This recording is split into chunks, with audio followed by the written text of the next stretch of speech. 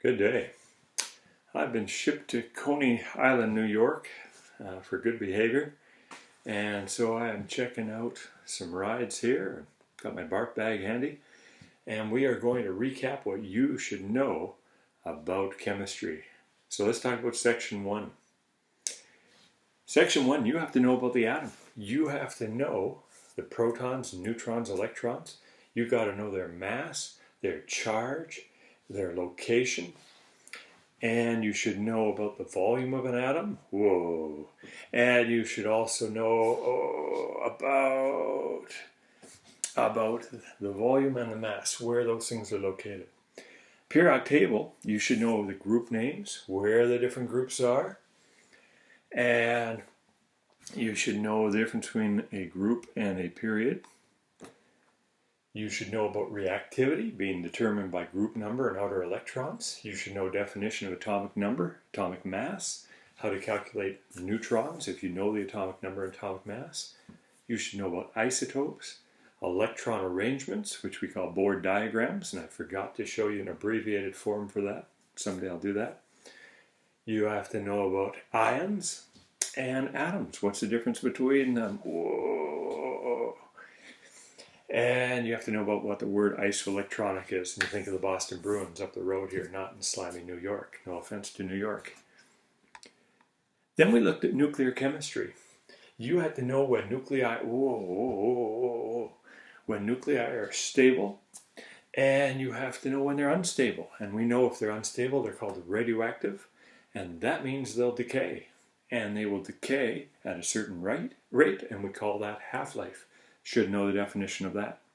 You should know about nuclear symbols, and you should know that you put in the symbol and you put the charge and the mass, the nuclear charge and the mass to the left of the symbol, top left, top and lower left. You should know about nuclear particles, nuclear symbols for things like a positron, a proton, alpha particle, beta particle. And you should know types of nuclear reactions. And so that means I could ask you about alpha decay or beta decay, electron capture or K capture as it's called, neutron bombardment, fantastic names. And then you have to be able to deal with balancing nuclear equations. And we finish by looking at nuclear fission and what goes into taking large atoms and splitting them into small atoms. And also these smaller atoms are going to be highly radioactive. And we make neutrons, hopefully get a chain reaction. We would do that in a nuclear reactor. And then the alternative is to do nuclear fusion, things that happens in stars, where you take small atoms and you put them together and you make all kinds of energy. And we should know there's a lot more energy available in the nucleus. That's the appeal of things like nuclear fission, fusion. But with fission, we know there are quite a few problems as well. Then we moved on to looking at the wacky world of chemical formulas. And so first of all, we told you why we like chemical formulas, nice shorthand form, no problem there. And then we looked at ionic compounds, we looked at the bonding, how we write formulas, and how we name them. Those are things you've been taught before, they should be automatic.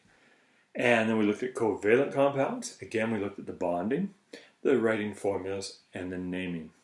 So we have to remember for ionic and the bonding, we have electron transfer from the metal to non-metal. Metal becomes positively charged, non-metal becomes negatively charged, and these oppositely charged ions then attract. Laws of static electricity. Again, you have to remember how to write formulas based on charge and crisscrossing, and you have to name them, and the tougher things are the multivalent beasties. For covalent, we have to realize that it involves non-metals. They're short of a full outer shell, so they have to share electrons, gooey Barney style, to make themselves happy, to feel like they have a full outer shell.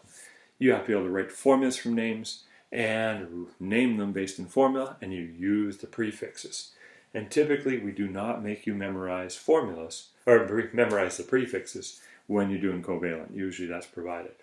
The last thing we looked at were acids, bases, and salts, and you had a PowerPoint on that. We looked at the properties they have and the uses. So we should know that acids are things that react with active metals. We should know that acids form electrolytes, as do bases. Acids turn blue litmus red, bases turn red litmus blue. And we should know bases are bitter and all of that good stuff. You have to understand the pH scale. pH of 7, the amount of H plus is going to equal the amount of OH minus.